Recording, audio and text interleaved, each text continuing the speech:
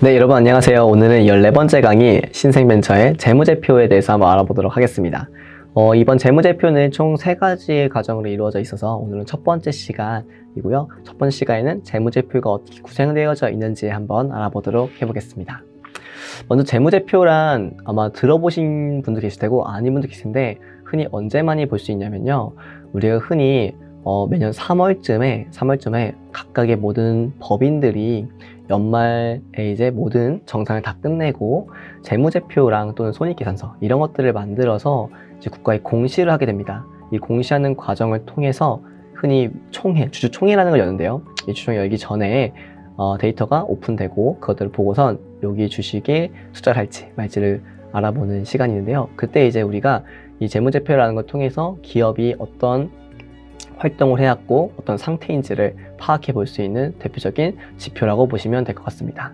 그래서 정의적으로는 재무제표란 회사의 전반적인 내용을 알기 위한 수단으로 공시하는 것이고 여기서 회계라고 하는 건 회사에서의 계산이라는 뜻으로 회사의 전반적인 경영관리 활동에 대해서 수치로 요약 정리한 것을 재무보고서로 작성해서 회사 내부 또는 외부의 이해관계자에게 알려주는 수단을 의미합니다. 재무제표는 첫 번째로 현재 및 잠재적인 재무제표의 이용자의 경제적 의사결정에 유용한 정보를 제공하고 있고요. 그 다음에 두 번째로 투자자와 채권자 등이 배당이나 이자 또는 자금 회수 등과 관련하여 기업 실체로부터 받게 될 미래의 현금의 크기 또는 시기 및 불확실성을 평가하는 데에 유용한 정보를 제공하고 있습니다. 또한 세 번째로 정보 이용자의 경제적 의사결정에 유용한 정보를 제공함으로 있어서 과거에 발생한 거래나 사건의 재무적 영향에 관한 정보를 제공하는 데 중점을 두고 있습니다. 네 번째에는 기업의 실제 재무상태, 경영성과 및 재무상태 변동에 관한 정보들을 제공하고 있고요. 이러한 정보들은 당해 기업 실체의 미래 현금 창출 능력을 평가하는 데 매우 유용하게 제공합니다. 또 기업의 실체 재무 상태의 변동에 관한 정보는 일정 회계 기간 동안 당해 실체 영업, 투자 및 재무 활동을 평가하는 데 매우 유용하고요. 이러한 정보들로 재무제표 이용자가 기업의 실제 현금 창출 능력이라든지 현금 흐름의 활용 능력을 평가함에 있어서 기초적인 자료가 됩니다. 그리고 재무 상태에 관한 정보는 대차 제조표에 의해서 경영성과에 관한 정보는 손익계산서에 표시가 되고요. 재무제표를 구성하는 대차 제조표, 손익계산서, 재무상태의 변동에 관한 보고서는 동일한 거래나 사건의 각각 다른 측면을 반영하고 있으므로 서로 다른 정보를 제공하는 동시에 한편으로는 밀접한 상호 연관성을 가지고 있어야 됩니다. 그래서 이러한 재무제표를 통해서 많은 대중들이 그 회사를 평가하고 그 회사를 투자할지 말지를 결정하게 됩니다. 이런 재무 정보들은 창업가의 경쟁, 제한된 자원, 정부의 규제 등 경쟁 환경 속에서 기업을 경영하는 데 매우 필요하고요. 재무 정보는 기업을 분석하는 데 매우 중요한 정보이며 은행, 투자자, 정부 지원, 정부 정책 지원에 있어서 재무 상태표, 손익 계산서, 자본 변동표, 현금 흐름표 등 재무제표 분석을 자료로 토대로 모든 기사결정을 하기 때문에 매우 중요하다고 볼 수 있습니다. 또한 재무정보에 대해서 많은 창업가들이 관심을 가지는 경우가 거의 없기 때문에 나중에 혹시 여러분들께서는 필요 준비가 안 돼서 문제가 되기 전에 꼭 한 번씩 알아보시면 좋겠고요. 기업의 입장에서 재무제표는 감가상각, 연구개발비, 자본금의 증액, 부채 비율 등 꼼꼼히 살펴서 누락한 데 있는지 없는지, 과다 계산이 있는지 없는지, 계정 오류 등이 있는 게 없는지 꼼꼼히 따져서 동일한 상태의 최상의 결과를 도출할 수 있도록 재무 정보를 잘 관리해야지만 기업이 제대로 평가받을 수 있기 때문에 매우 중요하다고 볼 수 있습니다. 또한 재무 정보는 기업의 제조, 마케팅, 판매, 유통, 연구개발 등 사업의 다른 부분에서 제시되고 있는 모든 정보를 통합하고 있고 경영자의 주된 임무는 회사가 보유하고 있는 한정적인 인적, 물적 자원을 가지고 최대한의 목표를 달성하는 데 있으므로 경영자가 회사를 처한 문제점을 파악하고 이를 해결하기 위한 어떻게 보면 하나의 지표로서 활용하기도 합니다. 또한 금융기관에서는 회사의 사업 내용과 원리금의 상환 능력 등을 살펴볼 수 있고요. 회사가 외부 자금을 활용에 있어서도 매우 중요하고 회사의 소득에 대한 세금을 납부하는데 어느 정도의 여부에 대해서도 재무제표를 분석하면서 파악이 가능합니다. 또한 마지막으로 투자자들이 회사의 주식을 매입하는 것과 처분하는 것을 판단하기 위한 중요한 정보로서도 이용되게 됩니다. 이와 더불어서 재무제표에는 대체제표, 손익계산서, 재무보고서 이런 식으로 구성되어져 있는데 먼저 대차대조표에 대해서 한번 알아보도록 할게요. 대차대조표는 재무상태표에서 일정 시점의 기업의 재무상태, 즉 자산, 부채, 자본의 상태를 나타내는 회계보고서로서 한국 채택국제회계 기준이 도입되기 전까지는 대차제표를 분류해왔지만 지금은 재무상태표로 분류하고 있고요. 기업에서는 법인의 소유자산인 자산, 그리고 자산 중에서는 자산의 지분인 자본이 있지만 타인의 지분인 부채도 있기 때문에 즉 자산은 자본과 부채를 합한 것이다 라고 하는 등식을 성립시켜서 기장에 활용하는 방식입니다. 여기서 대차제표를 조금 더 이해하기 위해서 안에 들어가 있는 요소들의 정의를 한번 알아보도록 해볼게요. 먼저 자산이라고 하는 것은 기업의 거래 결과로 미사용된 비용, 미래의 수익을 창출할 수 있다고 여겨지는 것을 말하며 그 안에는 유동자산과 비유동자산이 있고요. 유동자산이라고 하는 건 1년 이내에 현금화가 가능한 자산으로 현금, 유가증권과 같은 당좌자산과 판매 제조를 위한 재고자산으로 분류가 되고 비유동자산은 1년 이후에 현금화가 가능한 자산으로서 장기 투자자산, 유형자산, 무형자산으로 분류가 됩니다. 이는 이 안에서는 중요한 항목들이 있는데 먼저 현금 및 현금 등가물, 그리고 단기 금융상품, 유가증권, 매출채권, 단기 대여금, 미수금, 미수수익, 선급금, 선급비용이라는 것이 있고요. 이것들을 하나씩 좀 살펴보자면 현금 및 현금 등가물은 통화 및 타인 발행 수표 등 통화 대용 증권과 당좌예금, 보통예금 및 현금 등가물로 하며 이 경우 현금 등가물이라 함은 큰 거래 비용이 없이 현금 등가물로 하고 이 경우 현금 등가물 자체는 전환에 용이하고 이자율의 변동에 따른 위험이 중요하게 작용하지 않는 유가증권 및 단기 금융상품으로서 취득 당시의 만기가 3개월 이내에 도래하는 것들을 현금 및 현금 등가물이라고 하고요. 단기 금융상품은 금융기관이 취급하는 정기예금, 정기적금, 사용이 제한되고 있는 예금 및 기타 정형화된 상품 등을 말하며 단기 자금 운용의 목적으로 소유하고 있거나 기한이 1년 이내에 도래되는 것을 사용이 제한되어 있는 예금에 대한 그 모든 것을 이제 단기 금융상품이라고 합니다. 유가증권은 그 가치가 법률상 보장받을 수 있는 증권으로서 일반적으로 주식, 사채 및 국가 공채를 말하고요. 그러나 이는 1년 이내에 현금화가 가능해야 되고 1년 이내에 현금화가 불가능한 것들은 유가증권으로 투자유가증권 쪽으로 분류가 됩니다. 매출채권이라고 하는 건 물건을 팔고 일정 기간 지난 후에야 돈을 받기로 하거나 물건을 팔고 어음을 받았을 경우에 처리되는 계정 과목을 뜻하고요. 단기 대여금이라고 하는 것은 상대방에게 차용 증서나 어음을 받고 금전을 빌려주는 경우로서 그 회수가 1년 이내에 가능한 경우를 말하며 미수금은 기업이 고유한 사업 이외에 사업에서 발생하는 미수채권을 말합니다.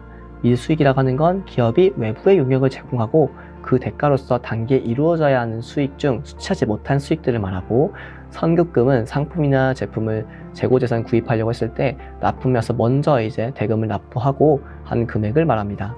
여기서 또 선급 비용이라고 하는 건 아직 제공되지 않은 용역에 대해서 지급 대가로서 일정 기간 특정 서비스를 받을 수 있는 권리 및 청구권을 말합니다. 이처럼 자산이라고 하는 범위 내에는 다 위에서 말씀드린 것 같은 요소들이 항목으로 이제 제시되어져 있고요. 재무상태표 자체의 구조와 양식은 다음과 같습니다. 대차대표는 크게 자산과 부채 그리고 자본으로 구분된다고 말씀드렸는데요. 여기서 자산은 유동과 비유동자산으로 구분되고 유동자산은 당좌자산과 재고자산으로 구성이 됩니다. 그래서 비유동자산은 투자자산, 유형자산, 무형자산 및 기타 유동자산으로 구성이 되고 부채는 유동부채, 비유동부채로 구분되며 자본은 자본금, 자본잉여금, 자본조정, 기타 포괄 손익누계 그리고 이익잉여금으로 구분되어집니다.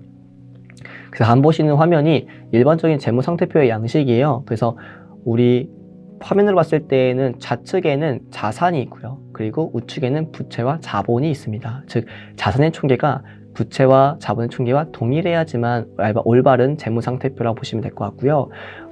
단기와 전기라는 게 있는데 단기는 당해연도를 말하고 전기는 전해연도를 말합니다. 그래서 비교해서 보는 지표로 볼 수 있고요. 우리가 흔히 이 회사를 평가할 때는 당해년도가 전기보다 얼마큼이나 더 성장을 했는지를 확인해 볼 수 있도록 되어져 있습니다.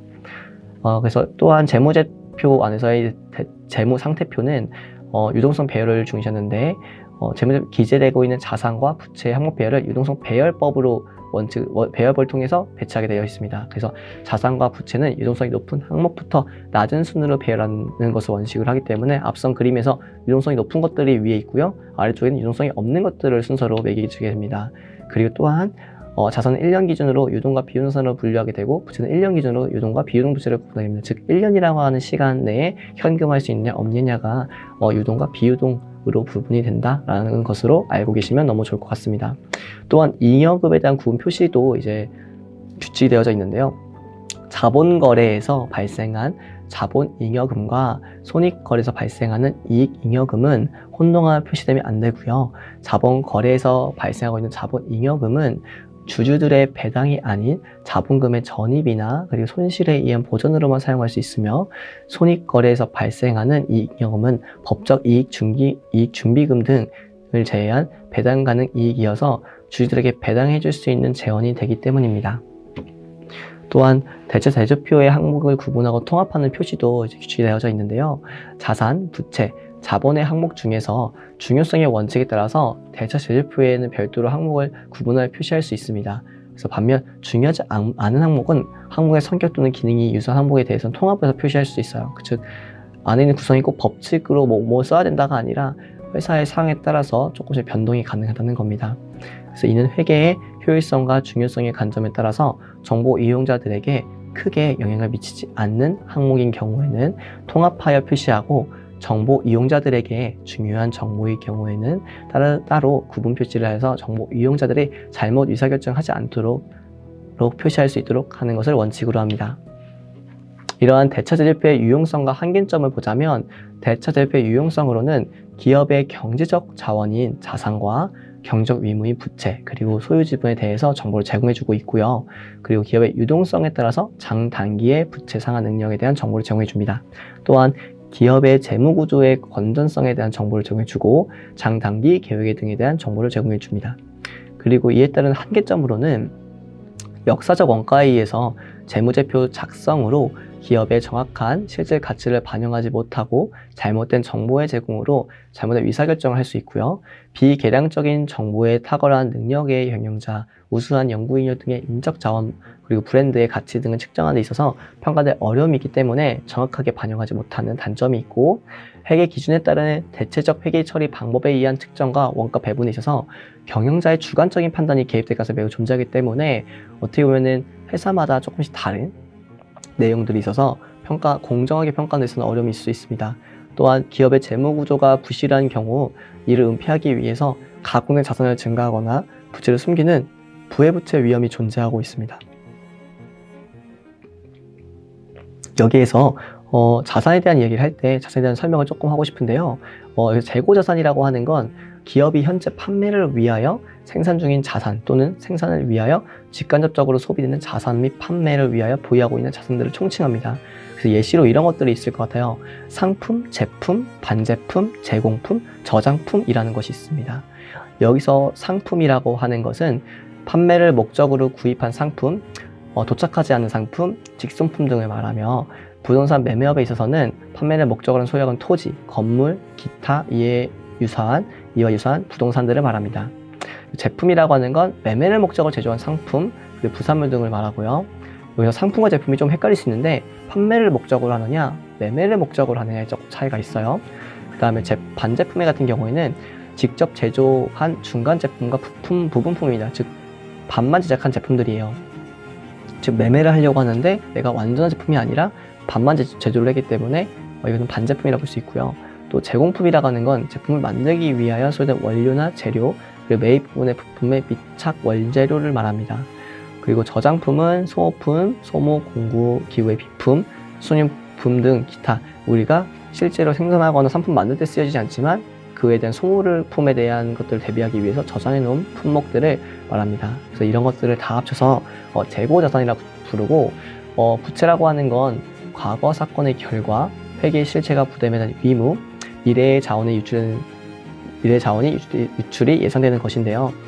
유동부채는 재무상태부, 즉 대체제표에 의해서 1년 이내에 변제할 단기성 부채로 매입채무, 단기차입금, 미지급금, 선수금, 예수금, 미지급 비용, 미지급 법인세, 유동성 장기부채, 선수수익, 부채성 충당금 등이 이에 속하고요. 단기부채라고도 하고 유동성이 강한 부채로 빠른 기일 내에 상환될 부채들을 흔히 유동부채라고 부릅니다. 그리고 미지급 법인세라는 것이 있어요. 미지급 법인세라고 하는 것은 회계연도 말 현재 법인세 등 미지급 금액을 말하며, 즉 회계연도 말 현재 당해 회계연도에 부과하여 할 법인세와 소득할 주민세로서 미지급된 금액을 말합니다. 그리고 기납부한 중간 납세이나 원천 징수액은 실무상 성급 법인세 계정이나 법인세 비용 계정으로 처리하게 되고요. 미지급 법인세는 유동부채 항목으로 감소해서 차변에 증가할 때는 대변에 기록을 합니다. 즉 결산 시의 장부에 등의 결산 재무제표에는 작성이 끝나면 세무 조정을 통해서 납부할 법인세 등을 추산하게 되는데, 법인세 비용 등에서 중간입 등으로 납부할 세금을 차감한 잔액을 미지급 법인세로 계상한 후에 법인세 납부 시 이 지금을 상계 처리하도록 합니다.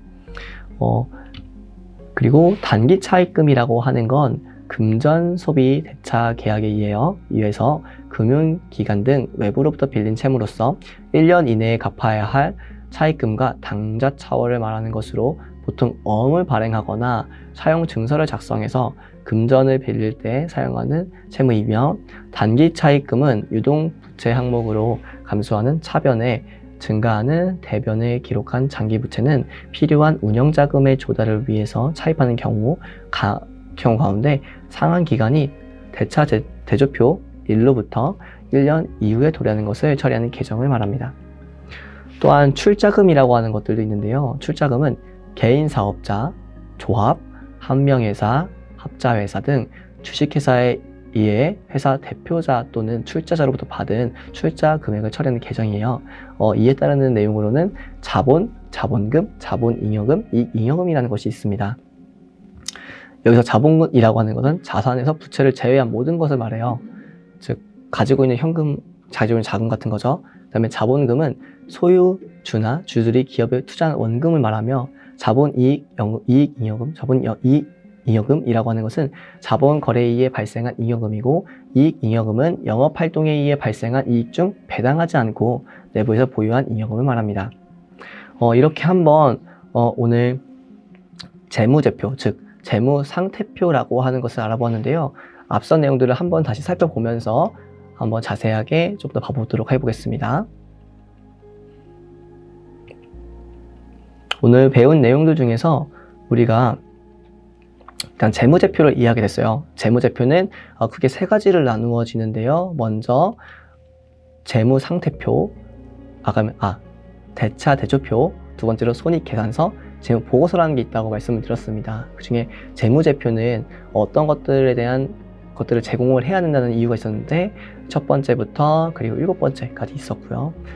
그리고 재무 정보 자체의 중요성, 우리가 재무제표가 필요한 이유는 재무정보의 중요성 때문에 그런데, 이 재무정보를 통해서 다양한 이제 외부의 이해관계자나 내부의 사람들이 경영의 상태 또는 이 회사에 투자할 이유들을 만들어낸다고 했고요. 여기서의 대차대조표를 하는 건 재무상태표라는 이름으로 바뀐 상태고, 대차대조표는 자산과 부채, 자본을 이루어졌다고 말씀드렸습니다. 그래서 자산이 자본과 부채를 더한 것과 동일해야 한다는 것도 말씀드렸고, 그 안에 자산이라고 하는 건 유동과 비유동, 그리고 부채라고 하는 것도 유동과 비유동 부채, 이런 식으로 1년을 기점으로 해서 유동과 비유동이 나누어지는 형태다라고 말씀을 드렸고요. 자산이라고 하는 것들은 현금 및 현금 등가물, 단기 금융상품, 유가증권, 매출채권, 단기 대여금, 미수금, 미수수익, 선급금, 선급비용으로 나누어져 있으며, 재무상태표 구조는 다음과 같이 이런 모습이고, 각각의 위에서 아래까지 유동성에 대한 배열 법칙으로 유동성 있는 것들을 위주로 맨 위에 상단에, 낮은 것들이 맨 아래 하단으로 배치가 되고, 자산과 그리고 부채, 자본의 총계가 다 맞아야 된다. 그래야 좀 올바른 재무제표의 상태다, 재무상태표의 모습이다 라고 말씀을 드렸고요. 아까 말씀드린 것처럼 자산에는 유동자산, 당주자산, 재고자산, 비유동자산, 투자자산, 유형자산, 무형자산, 기타 비유동자산이 있는데, 유동자산이라고 하는 것은 현금성이 강한 것들, 그리고 재고자산은 남은 것들, 그리고 비유동자산은 현금성이 낮은 것들이라고 보시면 될 것 같고, 부채는 유동부채와 비유동부채로 나눠져 있고, 자본은 자본금, 자본잉여금, 자본조정, 기타 포괄손익 6개의 이익잉여금으로 나누어져 있다고 말씀을 드렸습니다. 그래서 각각의 표시들을 해놓는데 대처제표, 즉 재무상태표는 기업의 주관적인 내용들이 많이 반영되기 때문에 상대방이 오해할 소지가 있기 때문에 꼭 뭔가 변동적 요소가 있거나 뭔가 효율성이 있어서 뭔가 통합된 부분은 꼭 표시를 해가지고 보는 사람으로 하여금 이 기업에 대한 평가를 할 때 올바르게 평가할 수 있도록 표시를 잘 해두어야 한다는 것 말씀을 드렸고요. 그리고 이런 대체대표의 유용성으로는 총 4가지의 이유가 있고 한계점에도 마찬가지로 4가지 이유가 있는데 각각 중요한 점들은 유용성은 정보를 잘 전달해서 좋은 올바른 평가를 할 수 있게 하겠다는 거고, 한계점은 주관적인 내용들이 많이 들어가 있어서 정확하게 어떤 어려움을 갖고 있는지에 대해서 여기 쓰여있지 않은 것들에 대해서는 파악하기 힘들다라고 하는 한계점이 있다고 말씀드렸습니다. 그리고 각각의 자산과 부채들이 있고 이런 출자금의 형태까지 해서 각각 자산과 자본 그리고 부채가 어떤 형태로 구성되어져 있는지를 한번 알아보았습니다.